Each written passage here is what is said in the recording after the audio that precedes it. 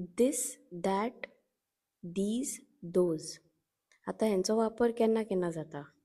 दीस केन्ना यूज जाता जेन्ना खंयची वस्त सिंगल आसा म्हणजे एक आसा, सिंग्युलर आसा आनी ती लागीं आसा तेन्ना दीस वापरता. This is a book.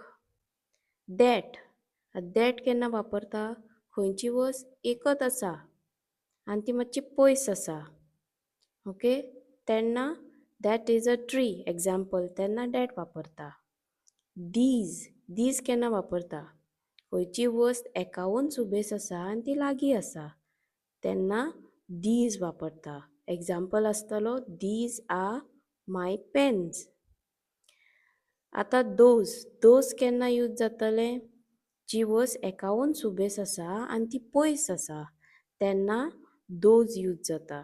Example those are birds.